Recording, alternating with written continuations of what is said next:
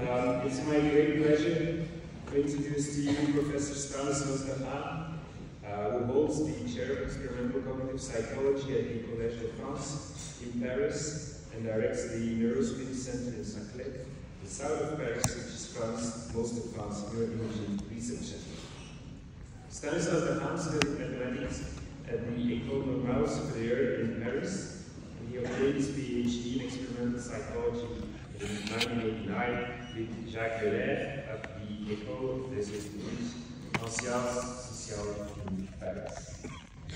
His research investigates neurobases of human cognitive functions, such as reading, calculation, and language, with a particular interest for the differences between conscious and unconscious processing, and for the impact of education on the brain.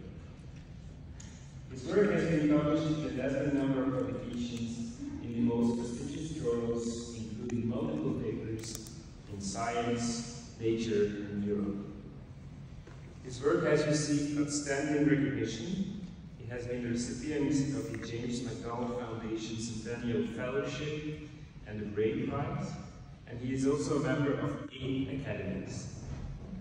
Also, he has written several books for the general public, which have been widely sold, including The Number Sense, Reading in the Brain, Consciousness and the Brain, and the most recent, as you can already see behind me, How We Learn, why brains are better than any machine, which were translated in more than 15 languages.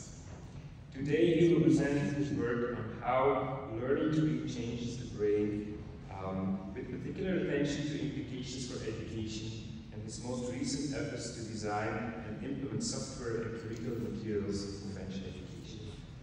Stan, we are really very honored to have you here at our conference as a keynote speaker, so please join me all in welcoming Professor Stanislas Dehaene.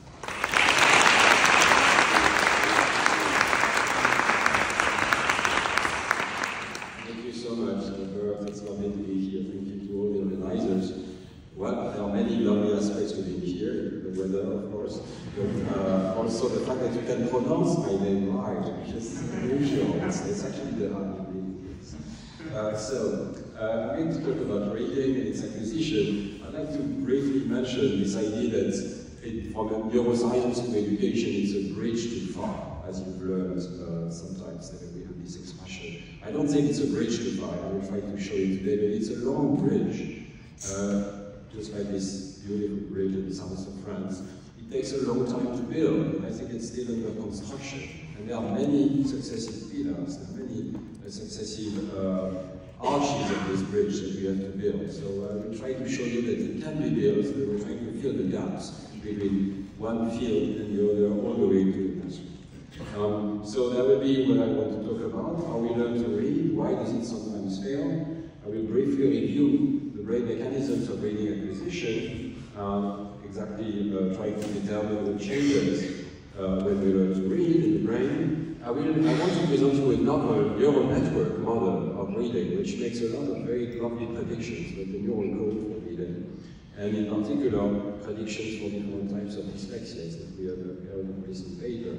And I'll end with the education part of the cognitive tools that we can use to facilitate assessment and especially acquisition of reading. So, why can't you read this? And, you know, a while ago, some people could read it because they had learned to read, the Rosetta Stone. The result of reading acquisition is very well illustrated by this beautiful paper by the group of Alexander Cruz and Jack Gallant. They show here the brain of one person, several single subject studies like this, and on top you see the subject listening to stories, and on the bottom you see the subject reading stories. And you can see that it's virtually the same at the single subject level here. The colors indicate the parsing of bits of the cortex according to semantic domains, such as the social domain, persons, body parts, numbers, and so on. You can see the number system in dark green here. But the point is that after you learn to read, when you're an adult who reads very well, it's virtually the same speed and the same targets in the semantic domain for spoken and written language. And I often show this picture which says, you know, we all start with spoken language, the caricature of brain areas, of course. There are more complex pictures in my book. But we start at the age of, you know, quite early on in the first year of life, we begin to build phonology and lexicon, some aspects of syntax and meaning. By age 5 or 6, the systems are extremely well developed, not fully mature. But what reading will change is the addition of a vision interface into the system. The visual cortex, and especially this visual word form area, the brain's letterbox, provide a new input system into the spoken language and allow you to connect to phonology in particular, or later to automatize the connection to lexical accents. We've tested this model. I want to briefly review some of the work of the past. One of the key tests of this idea was to scan people who are not literate and compare them with the brain of literate people, and have a whole scale of people who could read 0 words per minute, truly literate, to ex-illiterates who had learned a little bit to read later, and people who had been to school from the beginning. And in this way we showed that this model fits rather well. So all the areas in the red here are areas whose activation is proportional to reading score across this range of more than 60 people with 0 to high level of literacy. And you can see that when you present a short visual sentence, the language areas of the left hemisphere have activation which is directly related to reading score. That makes sense because people achieve reading only as a function of their reading score, but also the visual areas of the brain show very high activation proportional to reading score, and that includes the left hemisphere visual word form area around here, and also some more occipital activations that are increased by learning to read.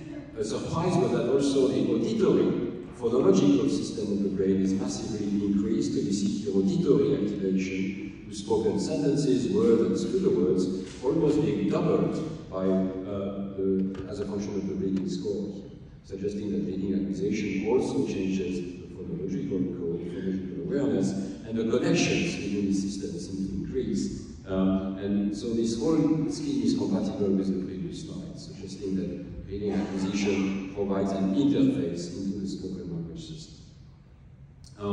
We were able, in the lab, especially with my wife Giselle, with Carla Monsalvo, and other colleagues, to map it in young children. Experiments are extremely simple. I think we should keep them simple. We just present some pictures, which can be words, faces, houses, checkerboards. We ask subjects to click when there is a star, and we just look at what activates in sort of bottom-up manner with very simple tasks. And in 9-year-old readers, we see the adult pattern. There is a very nice visual word form activation, so selective activation to this stimulus, the written words more than the others.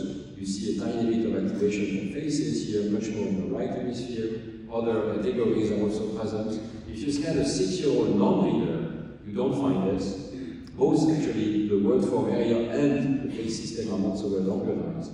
But it's not just a matter of age, because if you scan just slightly older 6-year-olds who can read, you can see this very nice visual word form activation, and also the beginning of the organization of the face system. It's there, it's a matter of thresholds, you can find it. In fact, recently, in this neuroimage paper with Xiao Feng, we were able to dissociate the influence of acquisition of reading versus the age. I'm often asked the question, is there a critical age at which we have to learn to read? I don't think we know very well. I think we know that you have to have a well-organized spoken language system and lexicon. But here, we were able to have several groups of children, some of whom were 6-year-old pre-readers that didn't know how to read. We were what we call beginning readers, who were 6 years old, slightly older by a few months, but who had learned to read. Some of them with their parents, or in kindergarten, or at the beginning of first grade. And then the more advanced readers were on average 9 years old. And in this way, I hope you can see with the grey arrow here the appearance of the visual word form system, we were able to show that the emergence of the visual word form area is related to reading, not age, independently of age. So if you take just the 6-year-olds, we have 37 of them here, and you have these two variables, the reading score and age, it's really the reading score that counts. And basically, the reading experience quickly changes the system. Faces are different, and for faces we found this double dissociation. its age is not reading score that determines the activation of the right hemisphere, the right phase system, ventral phase system. So this double dissociation is interesting. I think of it as we have this visual system. It's very plastic. The occipitotemporal system is ready to learn about the shapes of scenes and pictures in the outside world. And with schooling, we force it with a very intense stimulation. We force it to acquire quickly the shapes of written words.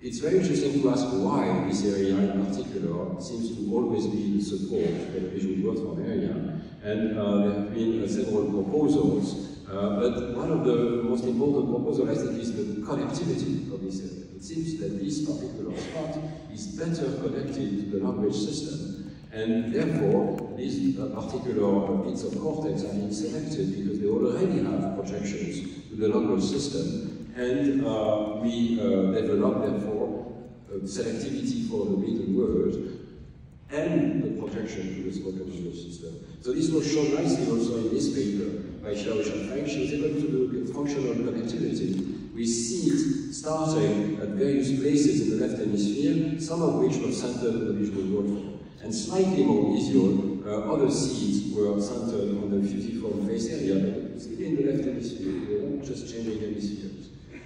And I hope you can see that the functional connectivity is drastically different, but most importantly, that this difference is already present in the pre-readers. So prior to reading, you already have functional connectivity to the language system and the left lateralized system here from the visual word form area. And you already have a very different pattern of bilateral functional connectivity going into the amygdala in the case of the face system. So this, and evidence from other groups, in particular from SciGen collaborators, suggests that functional connectivity, actual anatomical connectivity, present early on, determines where the visual word form will land. These voxels are already connected, maybe they serve a role in naming objects, and we reorient them to name and to recognize written words. We were very lucky with this lab to be able to track individual subjects. What I showed you so far is cross-sectional.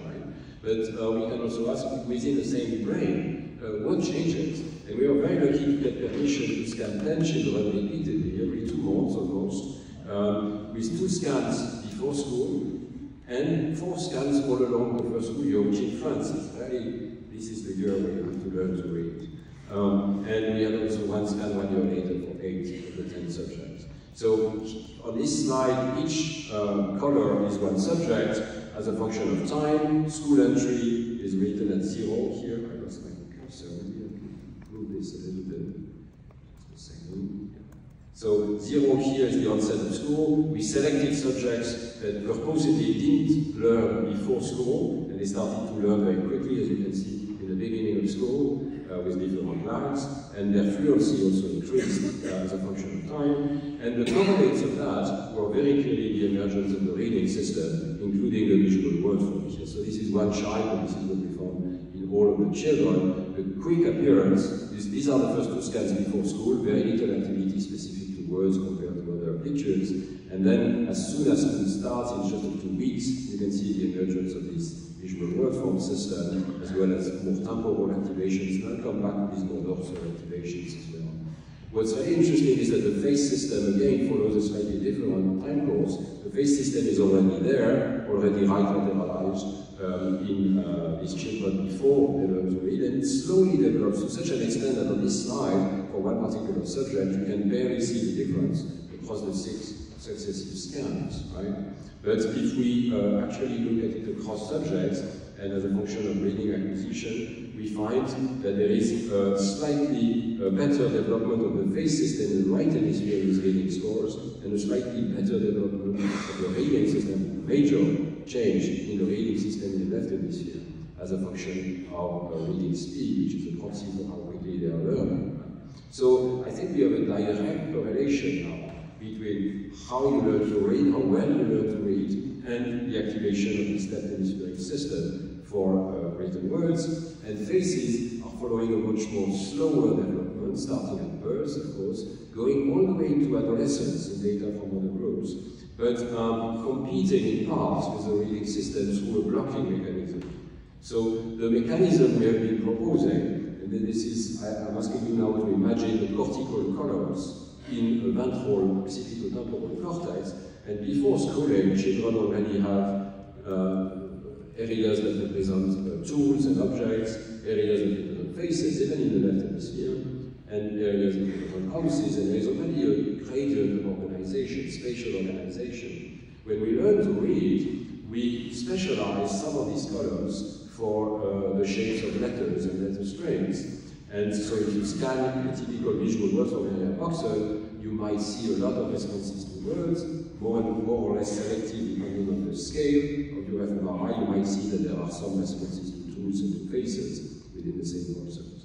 If the subject is not learning to read, what will happen is that the same cortical columns are now invaded by responses to words and to faces. And so that may explain why we see differences with faces when we scan illiterate subjects. As a function of literacy, there is a blocking of these voxels if you learn to read, and therefore inability for them to be invaded by responses to tools and to faces.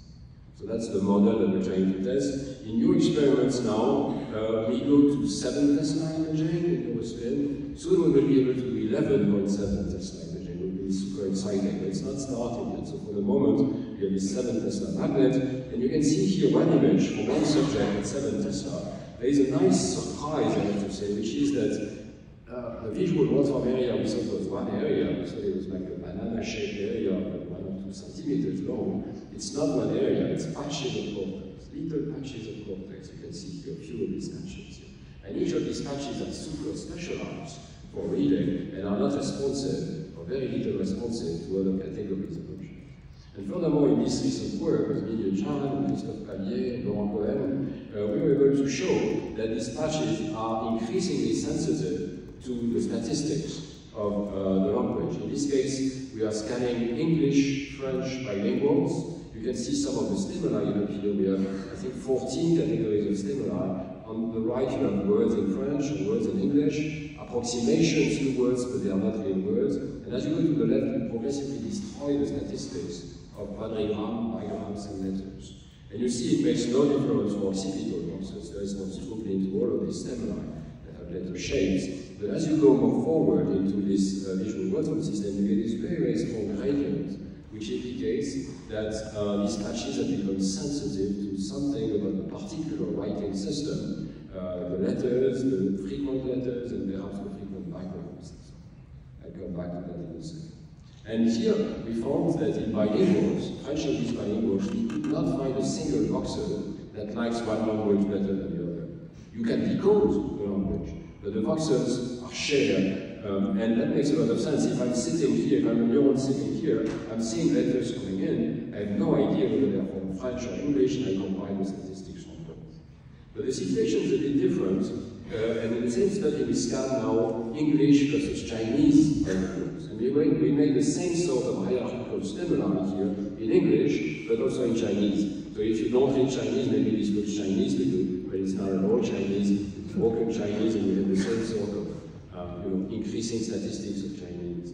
And what we found that we could replicate this gradient, and in most of the voxels, which are shown in green here in one particular subject, you can see, first of all, activation to English and to Chinese more than to the other categories. These would be faces, objects, and so on. But also you see this gradient here for both languages. But we also discovered that there are Chinese-specific patches. And you can see one here, which is responding very strongly to Chinese, and has the gradient in Chinese, but not in English, and not responsive to English, which is here. Or here, sorry. So, the finding is that there might be even ultra-specialization for the particular shapes of the symbols that serve for reading. And this is something to be followed. We found this in 8 out of 10 Chinese readers, bilingual Chinese readers. And there's a rather surprising thing, which is that now for Chinese, we find overlapping with faces. So you see in orange here, the red, the overlap with faces, very strong response to faces, just in the patches that are Chinese. Otherwise, there's not so much. So we're still trying to sort this out. but the amount of specialization of the cortex is quite small. Okay, so how can we understand why these responses occur? What exactly is the code? I would like to show you a model of how this information about strings could be encoded in this area. And the idea is very simple. You know about my idea that we recycle cortex devoted to other abilities, in this case visual recognition. Well, with Akash Akawa, who is really a wonderful postdoc in the lab from India, we decided to recycle the network that has been used to do object recognition. So we took Cornet Z, which has been designed at MIT by Jim DiCarlo and collaborators to be a good model of object recognition and image recognition. You can see as analogs of V1, V2, V4, IT. It's taught with ImageNet to sort images into 1,000 categories. There should be categories here, such as is there a dog or not. And what we do is we take the same network, we give in 1,000 more outputs, 1,000 outputs for words. And we give it images of words that can be at different scales, uppercase, lowercase, and for an even word, the network should write one of these units. When we do that, we find that the network devotes about several tens of units, something around 30, 50, 70, to letters and words. And there is absolutely no response of these units in faces, bodies, houses, and tools. So it's very much like a visual word form area. We can simulate the visual word form area here. And then we can analyze what these units are doing, and we find that some of these units care about specific letters, such as A on the left, or R on the right, and forming a sort of barcode. So I like to propose this idea of a barcode, a sparse set of neurons that are activated in a specific manner, giving you the neural code for a specific word. Which neurons are on here reflects the fact that this is the word porte and not poste. These are small differences that tell you there is one letter difference. So let's look a little bit closer into this now, into this neural code. What we did here was we took all of the units in the network, so each graph here is a unit, and we fitted its response by several models. The model here is that you have 26 possible letters, and you have different positions for the letter. And how you could position, there could be many ways, so we did a lot of model comparison. I'm showing you here the best model, which is letters are coding from the left of the word, and they are coding from the right of the word. So the first four are the first four positions from the left, and the last four are the four positions from the right. And the word read and the word letter will be coded in this way. There is a little bit of leeway, but that's the best model we found. And when you do that, you find that there are units that just care about the presence of the letter, for instance S or U, but there are also units that care about one or several letters at a very precise location, ordinal location. For instance, here it's R or P at the beginning of the word. And together, these units, these fits, account for all of the units we will find. These units are invariant for case. You can see very well here we present two independent types of stimuli, uppercase and lowercase versions of the same words. And you see that the model fits confirm the selectivity for the letter A, for instance, here in position 1 and 2, regardless of case. So invariance, just like we find in the visual word form. We find that these units are tuned to different positions. There are lots of units that are tuned to position 1, but you can find some that are tuned to position 2, position 3 in the letter strings, or positions -3 or -2 from the right of the word, or -1 especially. And if you look carefully, it's just like number tuning. It is a form of number tuning. There is a sharp tuning for 1, a little bit less sharp for 2, less and less sharp for 3, and so on. And you see these gradients of sharpness of coding of letters. So it's an ordinal tuning, and it's a factorial code which has been postulated by a lot of psycholinguists, where you have letters by position. This code is also attuned to the statistics of the target language. We find that the fits of the letter model depend a little bit on the stimuli that we present. And you can see that if we present false fonts, there is no good fit. If we present infrequent letters, there is less of a good fit, and there is a better fit as we present stimuli that are in the target language, in this case French. And this mimics nicely the gradient that we find in FM. We can also simulate with this network learning of different languages. So we can have a model that learns to read in French, or in English, or in Chinese, or in Telugu, or Malayalam. Or we can have a model that's bilingual in English and Chinese, half of the words are in English and Chinese, English and French. Or we can just have an illiterate model. The illiterate model is one that just learns the pictures from IMBES but doesn't learn the words. And you can see the number of units that are dedicated to reading in these different models. And there are lots of interesting details, but basically it reproduces the fact that illiterates don't have a visual word from area, that other readers have a visual word from area tuned to the particular language they have learned. So for instance, if you learn Telugu, your units tend to listen to Telugu, but there will be some generalization to other languages as well, and this can account for findings in the literature, including our findings in the bilinguals. You can see in the bilinguals here, we find that there are some units that respond to French and English, but some units respond to Chinese. And therefore you need more units to be bilingual in English and Chinese than if you're just monolingual in French, for instance. So I won't go into the details, but we can account for the bilingual and language-specific tuning of the visual words from area. But now we want to understand how this works. There is a really interesting mystery, right? So imagine in the visual words from area, you have units that know about the first letter. But that first letter could be in the long word or a short word, it could be on the left side or on the right side, the side of the word could be different. So how do you get ordinal coding out of a system which is essentially retinotopic? It's a CNN, it's a convolutional neural network. So we try to understand that now by going backwards into the network. We have all of these units here from B1, B2, B4, IT, and the last layer, which is pooling of IT, it's called H here. And the first thing that you see is that you do find units that care about words, all of these word stimuli here, compared to faces, bodies, houses, and tools, in all of these layers. But this is the illiterate network, you find a few of them, you see the very small percentages here. If you learn to read, you find many more units, especially starting in B4, IT, and this last layer that become tuned to the statistics of letters. And now we're going to look at what they are doing. So we design stimuli that will dissociate retinotopy from ordinal letter position. Let me explain this. So imagine I show a string which has O as the first letter and other letters such as XXX as the next letters. Okay. And this stimulus, this word, if you like, I can present at different positions. So I can change the absolute word position, and of course I can change whether it's the first letter, the second letter, the third letter, or the fourth letter, which is the letter O. And now this will allow us to understand whether a unit is retinotopic or ordinal. So let me give you a very iconic view. If a receptive field is retinotopic, it should look like that. If I have a neuron that likes the letter O at a specific retinotopic position, then I should respond here, but not in these other conditions. But I should also respond here anytime there is a letter O, and you see that the letter O is being shifted across this grid to create this diagonal.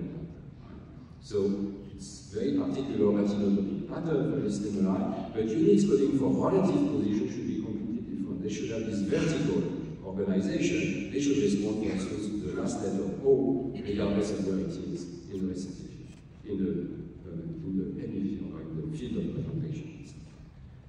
So how can we understand now what's going on? I know it's a bit complicated, but I'm trying to be very clear. First of all, we have these simple things. We have units in the network that like the letter S anywhere in the word. So they will not allow you to discriminate anagrams, but they're useful to say there is an S somewhere in the word. Well, they are very easy to understand. We find that there are such units already early on in the network that have a preference for a particular shape. They have this diagonal pattern which is characteristic of retinotomy. But we find them at all levels of the network, but remember this is a convolutional neural network. So if we find one like this, in fact there is a whole lot of them that are spanning the image. And that's what is called a convolutional network. It's convolving this receptive field across the image. Right? So if you just pull across these units, you get wider and wider responses, and eventually at the last layer you get a response so wide that it responds to anywhere on the screen. So this is nothing new, it's very familiar to convolutional neural network modelers. That's how they work, basically. They do larger and larger receptive fields by convolution, and you get complete invariance for space at the end. Now, what's more difficult is to explain units like this one. This unit is responsive to letter A at the beginning of the word. how does it know the beginning of the word regardless of where the word is in the visual field? Well, in fact, we find units a bit like that already in V2, not in V1, but in V2 in the simulation. What they do here is they respond to a particular letter, but also to a particular ordinal position. But they do so only at a specific retinotopic location, which makes sense because they have a small receptive field. How do they do this? When we analyze the network, we understand.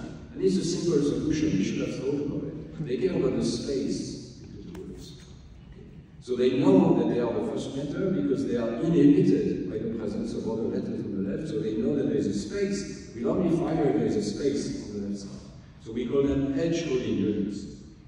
And of course, it's still a convolutional network, so you have many of these units spanning different retinotopic locations. So if you pull across these units, you get broader receptive fields, just like before. And at the end, you get a completely invariant receptive field, invariant for spatial location, but still ordinal code. Right? So the receptive field is space plus word. And this is the new terminology we like to use. We call it space bigrams. Now, I think many of you know my prior model, which was letter bigrams. And we don't find a lot of evidence for letter bigrams. So maybe a few cells are tuned to pairs of letters. But here it's a special kind of bigram. It's a bigram with the space and the letter. So it's a variant of the same model. It's a sort of crossover of the model here. Right? And it makes complete sense statistically, because if you look at the frequencies, where we always thought, letter E is the most frequent letter in French, but that's not true. Space is the most frequent sound. So that makes sense to make statistics with the sounds. That's what these networks are doing. We can find the occasional bigram neuron, but it's not the most frequent. So this is the new proposal, that we have this bank of detectors that like letters, but also specific positions. And you see all of these positions that it refers to. At the middle of the word, they are a little bit fuzzy. On the sides, they're very precise. And they build from this space bigram detectors that start with V2 and V4. And they model the receptive fields like this. We are testing the model at the moment. I'll go very briefly here because we are still analyzing and understanding this data. But we have done MEG and 7 Tesla fMRI with the very same sort of stimuli that I just presented in the network. And if you can see this slide here, we are using representational similarity analysis either across time with MEG or across different areas here from V1, V3, V4, LOC, and the visual word form area. And we look for different codes. And absolute word position is of course decreasing across the visual hierarchy. We find letter identity is rally encoded letter in LOC and visual word form area, but ordinal letter position has a tiny trace of it after 200 milliseconds and just in the visual word form area. So we believe this is the first evidence that there might be these letter detectors that care about specific ordinal position, and this is really primarily in the visual word form area. And relatively later there is a chaining of time for these different representations. Can we test this more directly? Well, it sounds a bit crazy, but you can have an animal model, a monkey model of reading. We already published one paper with the Dehaene group on this, and I just want to tell you in one slide about this ongoing collaboration with S.P. Arun in Bangalore in India. They have an extraordinary lab where it's all wireless, the monkey is free to move around, but it's been trained to put this, to stay still in front of the screen at a specific position, and we can present stimuli. And in our experiment, we present words. We're crazy enough to present words to the monkey. And we also train the monkey to delay match to sample. But even from the start, and that's compatible with the recycling idea, we find neurons that care about specific shapes of letters. Because the shapes of letters are also useful for the visual system at large. So the T-junction is useful to recognize that an object is hiding behind another. Right? So we find that there are neurons that care, for instance, about the letter O here, and this one is just retinotopic. You can see that it's firing only to a subset of the 180 words that we are presenting. And the top words all have the letter O at a specific position, near the fovea, just contralateral to the recording site. But we also have these neurons that are different. They are ordinal neurons. So here's an ordinal neuron. The field is not that great, but it's definitely more ordinal than retinotopic if we contrast these two models here. And you can see the stimuli that are on the top. They all have an O or a P on the top, on the start of the word, on the first letter of the word, regardless of where it is on the screen. So this is the first evidence that in monkey you can have single neurons that care about ordinal position. And I want to mention very briefly, we have ongoing work with Itzhak Fried, Nama Friedman, Dehaene, not published yet, but we have a lot of human neurons. They are not necessarily in the right areas, they are a little bit all over the place, but if we are in the fusiform iris, right or left, we find some neurons that like, for instance, angular letters on the left or on the middle of the word, or W on the middle or on the right of the word, and this is completely compatible with this idea that there will be neurons that care about letter shapes plus their position. Okay. I hope I'm not losing you too much. I think we have a good hypothesis now about the neural code. So, what can we say now about struggling readers? Why are readers struggling? What could be the reasons in the plural? The first thing we did in the lab is a very simple experiment. We just present the same stimuli again, words, faces, houses, and checkers, to 9-year-old readers, you saw that before, or to 9-year-old dyslexics. And you can see the absence of activation of these little words as a biomarker of not having learned to read, without telling whether it's a cause or a consequence of reading. This is very important. We also found that the face system reflects reading once again. So the dyslexic readers here also had abnormal activation of the right hemispheric face system, suggesting that maybe this competition was not occurring properly, or maybe that there is a basic deficit in learning the visual system in some of these subjects. Right? It's striking that there is always this biomarker of dyslexia, although it's very hard to tell what's cause and what's consequence. We also found it in a recent study, again with Xiao Xiafeng, where we collaborated with Chinese colleagues who were able to scan Chinese and French dyslexics and normal readers. The same sort of paradigm, the only difference was the words were in Chinese. And we found that there is a universal signature of dyslexia, whether it's in French or in Chinese. There is a lack of activation of the visual one-form area here, and you can see it again in the Chinese dyslexics. And we found essentially very, very little difference between the Chinese and the French dyslexics at this level. It's also important that we make analysis that suggests it's not more variability which would blur the group analysis. It's really at the peak of activation, there's less activation in the dyslexics compared to the controls. In this study, of course, we did not just find the visual one-form area. Lots of people have studied the fMRI correlates of dyslexia, and there is hypoactivation in lots of different sites. You can see some of them here in the STS and the epicentral gyrus, going into the middle frontal gyrus here. The best way to find this, by the way, is not just to have a discrete dyslexic versus control contrast, but actually to correlate with brain activity with correlate brain activity with the reading score. In this case, you get a more sensitive correlation. It's hard to see here, but on the slices it's very clearly, it's very nice correlation with the visual one-form area activation in the occipital temporal surface. Again, in this study, we found very little difference between Chinese and French. There was one main effect of language in the parietal lobe. I don't know if I believe it too much, but I think the bulk of the findings of this study is that there is a common network at that scale of sleepless imaging group study for Chinese versus French. Now, the diversity of hypoactivated sites suggests that perhaps we should not talk about dyslexia in the singular, but we should talk about dyslexia in the plural.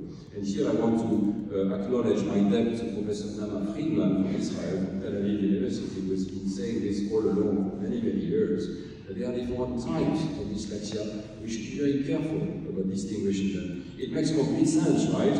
Even just on this extremely basic diagram, it's too basic, but you could imagine that impaired phonology would, of course, create dyslexia, also impaired connectivity would create dyslexia, but also impaired development of the orthographic code in the visual system might create dyslexia.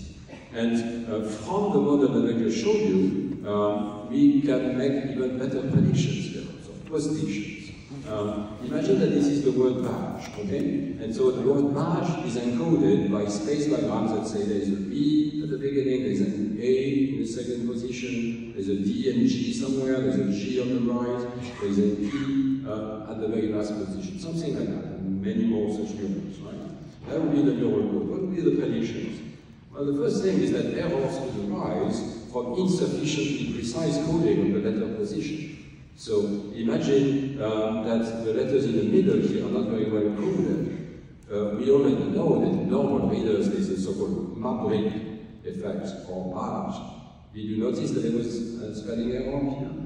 Most people don't notice that there's a spelling error because it's an internal transposition. Right? So we know that you can read this stimuli as long as it's the middle letters that are transposed. You can get primate from this, and you can get dyslexia from this letter.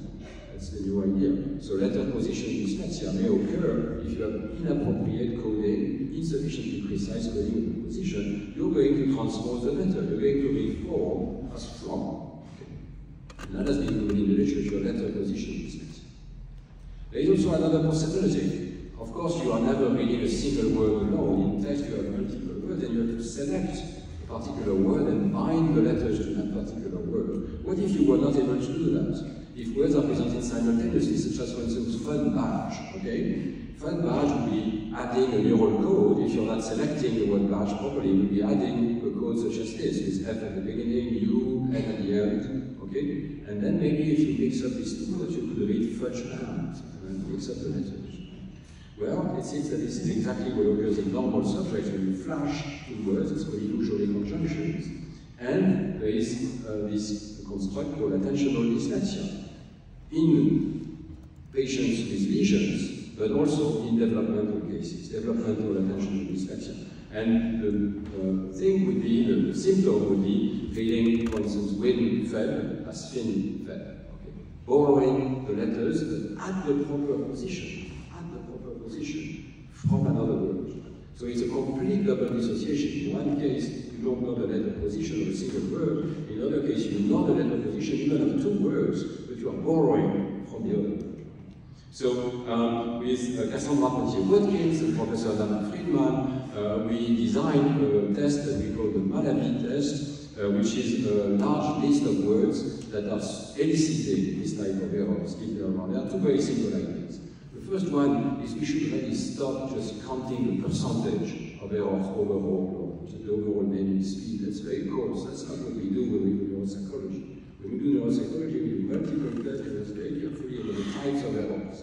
Right? So that's the second idea. We want to have a list of stimuli that can elicit this type of errors, so that we can put them into evidence. You don't have to wait for the rare case in which they occur. Right? So regularly words, pseudo words, like we always do, but also stimuli that would lead other types of errors, for transposition, for borrowing. So the list that you have here in French are full of these stimuli that would elicit, for instance, letter position dyslexia. So signe would be read as singe, right? Or mère as Marie, and so on and so forth. Also pseudo words, right?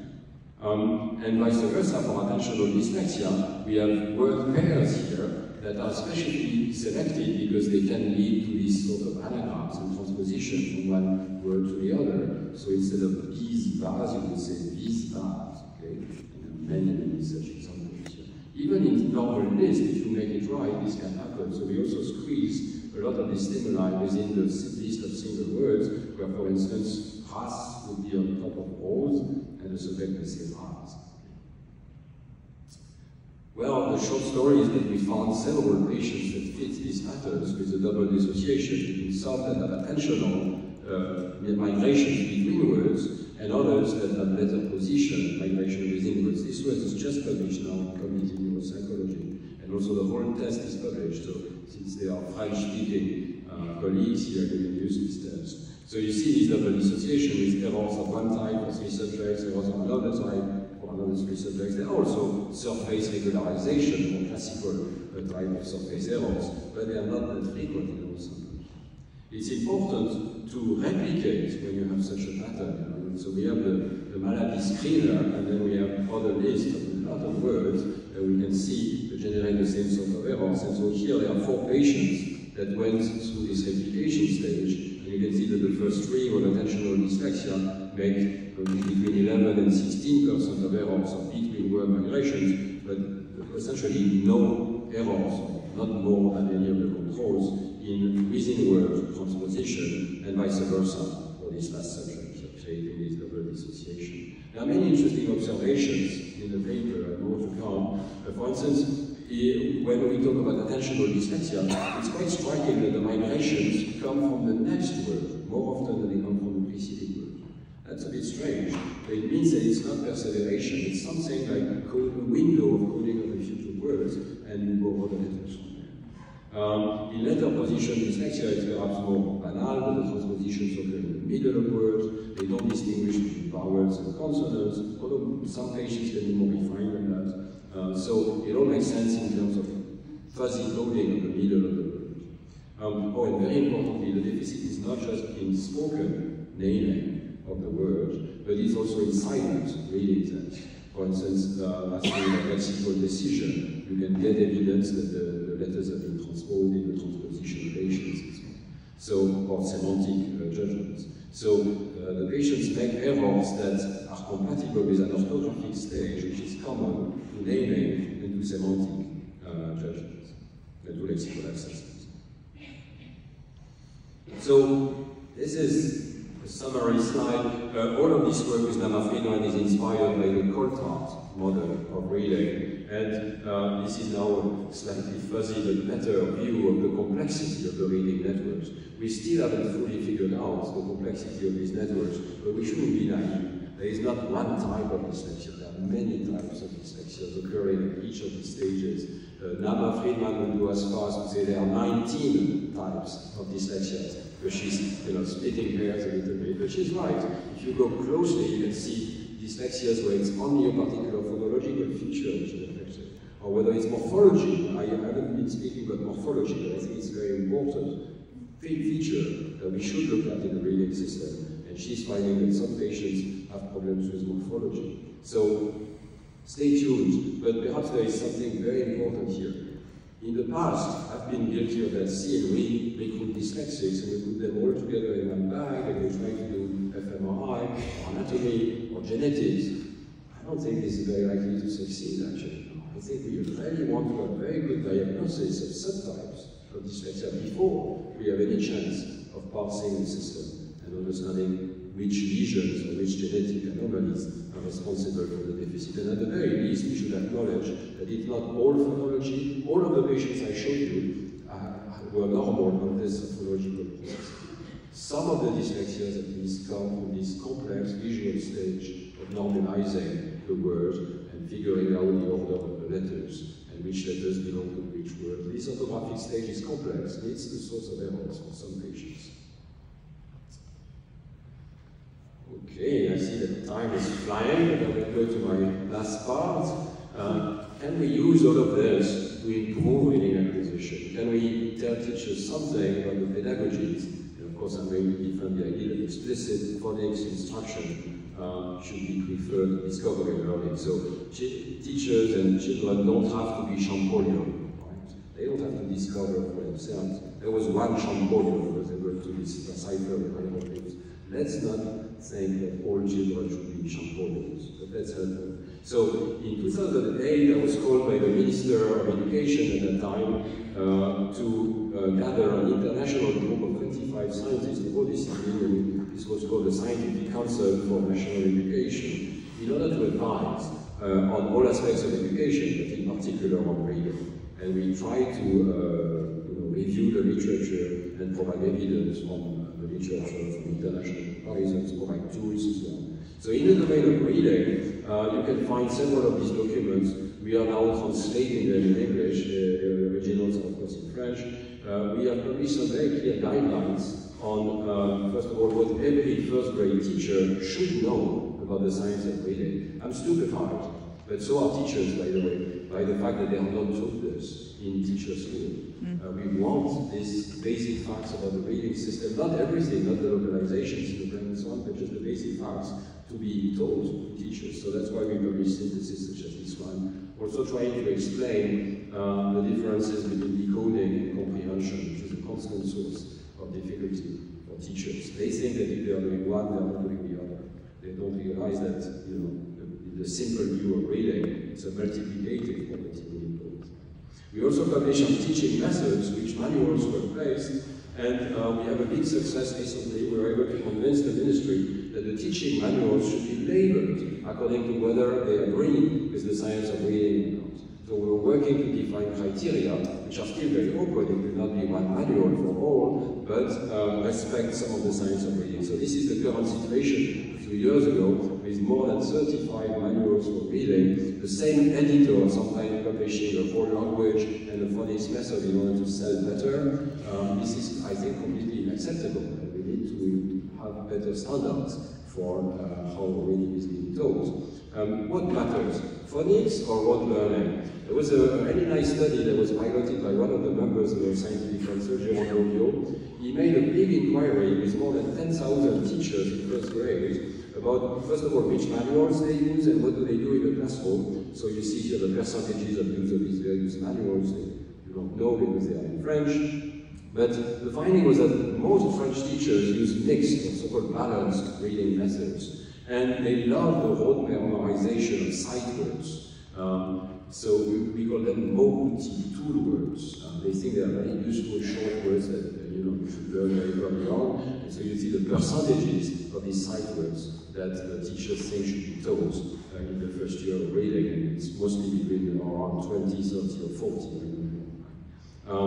And a very small minority, as you can see here, is using just the pure phonics manual.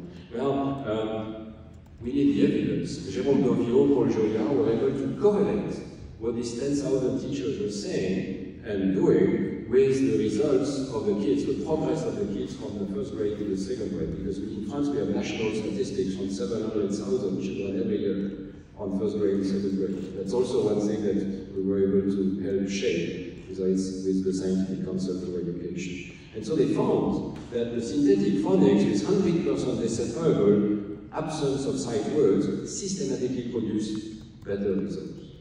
There was a significant effect of the number of sight words and the frequency of use of sight words. There was a negative effect. The more you use them, the least the children progress during the year. So there are various comparisons here. Even the children from low SES areas can be doing much better if you use phonics-based method without sight words. So I think this is the new fight. Now it's like a seven-headed hydra. The whole language method keeps appearing in various guises. The new guise is the mixed or balanced methods, where you lose a lot of time. We are sorry to have to fight against completely crazy teaching methods. So I'm not sure I need to show this to this audience, but we had to publish an alert note because there was one method that was showing this sort of text in the first week of teaching to read in first grade, right? And even worse, it was showing this. Can you read this text? Every letter has been replaced by a rectangle or a triangle or a circle with the hope that it will facilitate guessing by the children. Right? This is just absolutely crazy. Not even an adult person can read it. It's not helpful. And of course, all sight words. Do you have this also? We have the phonetic alphabet. So these poor children have to read letters, but they also have to learn the phonetic alphabet. And in the phonetic alphabet, this is the son U. Of course, it should be the letter U, but in phonetic alphabet, which I think many of us simply do not know very well, even though we're professionals of reading, this is a different letter. So, what strange ideas, you know? I have a list of strange ideas that we run reading should be so simple. So, we have created tools to try to help. The first thing is, we have these tools, the so-called EVALET program. Every single child in France is being tested in first grade and second grade for reading and math and precursors of reading, precursors of math. And we can give to every teacher in France, that's the goal. The goal is not science. The goal is to give to the teachers a picture of their classroom, the capacities of their children, one by one, to see what they need, basically. But also to see the progress over the year, and to see whether the progress is compatible with the norms from the state. So in this case, this is a distribution that is expected in 6th grade. In 6th grade, the reading, this is the reading fluency, number of words read per minute. The expectation is around here, 120 words. And at the beginning of 6th grade, you can still see that there are many children who are low on the distribution. We first need to identify them with this test before we can help them. So we have precise goals for each class, and the same goals regardless of SES. I think I will skip this. I think you all know that it's important to automatize reading. That's why, maybe I go back for a second. Why do we measure reading speed? Because we know it's key to automatize the reading. It's not enough to just be able to decode and be a slow reader. We want to automatize. And I was going to show you once more that the slope of the reading as a function of the number of letters is an important parameter. In the first year, you have a big slope. This was by Zoccolotti and colleagues. Words of 2 letters are read faster than words of 5 letters. But this will disappear and is a marker of automatization. And if you were trying to read this, you would feel for yourself the dislike not to automatize reading, right? It feels horrible. Because I screwed up all of the English spelling here. It feels horrible to have to be a sort of decipherer of reading. So in our imaging work, we did find that in the first grade, it's not just the posterior reading system here, but also these dorsal, parietal, and frontal areas that are being activated in relation to this slowness and effortfulness of reading. And we think this is, you know, the attention system, the working memory system working to help decipher words. This completely goes away when children automatize reading, and we are just left with a very automatic, unconscious posterior brain system. That's what we want. So Marie Lubineau, who is in this room here, has developed tools to evaluate this without requiring overt naming. Overt naming is of course difficult in the whole classroom, requires someone to listen to speech. So we have now this very nice test. Sorry for going a little bit too fast, but I think you can imagine the logic. We're going to ask children to decide whether something is a word or not by putting it in the dictionary or in the file. So this is a French word. So this is a tablet application, they just respond with a finger, but that's a way to measure reading speed without having overt naming. And here you can see in 6th grade the different types of children having or not having the length effect. So normally if you're a good reader, you should be like this, you should have a flat curve as a function of the length of the word. But you see that only maybe about half of French children in 6th grade, beginning of 6th grade, are reaching this stage, and we have some that are super slow, and have this huge length effect for words as well as slow words, which indicates that they are not automatized reading. We can target rehabilitation for them, we can also target specific types of errors, such as regularization, swapping of the letters, and so on. So that's one application which is online. Marie Lubineau is here, can talk to you. We could translate it to other languages. I think it's a very useful tool. Marie was also, for her PhD, using this tool to debug snake-on gadgets for dyslexics. I'm so sorry to have to show this. There's a French company that is selling glasses and lamps for dyslexics. And it's blinking very fast, and it's supposed to cure all dyslexics, so 90% of dyslexics, because we all know dyslexia is a retinal problem, right? Yeah, I can't believe it's 2024 and we have to find this. So Marie ran her test. We took it very seriously. It was normal readers and dyslexic readers were shown words that were static or were flashing, either by us or in some of the tests using the actual devices from this company. There is no effect whatsoever. To big surprise. In fact, you were a bit slow when it blinked. Right? And in dyslexics, there is essentially no effect. We have all this whole series of experiments that you can read in its Proceedings in the Royal Society. It's a funny set of experiments because we chased the effect a bit like a snark a long time ago, and at the end, we recruit people who are convinced that the lamp is good for them, that they have been helped by it, you know, and they love the lamp. And we show that it's a placebo effect for one. That makes sense, right? Or it's just a lighting effect, perhaps. It's good to have a lamp when you're reading. Sorry. So I think I should probably stop. I have much more. I want to mention one thing.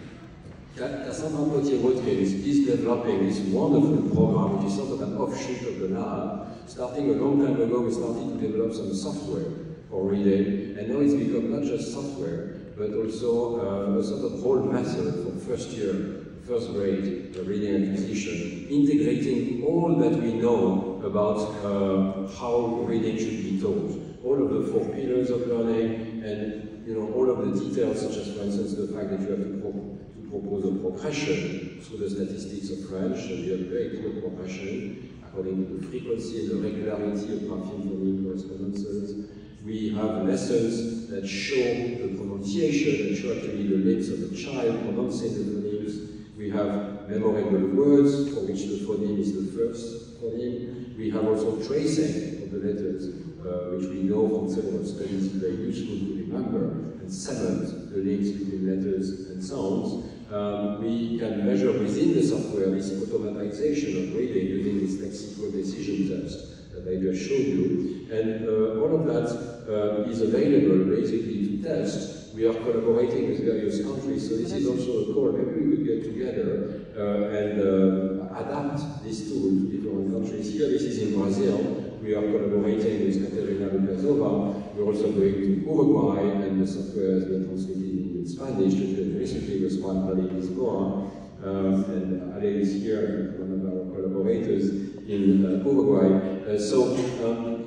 We are at a point where this tool is available to concentrate all of the evidence on the science of reading, and also very easily we can take any database of the pronunciations of words in a particular language and the orthography of words, let's say Brazilian Portuguese, and in just a few weeks we can regenerate the whole software and the whole manuals and booklets for children, using also ChatGPT a little bit to write the stories, and therefore we can adapt the method very easily to a new language. So that's where we are now. A number of tests are ongoing, RCTs, to see how efficient it is, but it looks like we are having an impact here by directly bringing to the teachers what we have learned about the science of reading. With that, I think I should close and spoke too much. Thank you so much for your attention.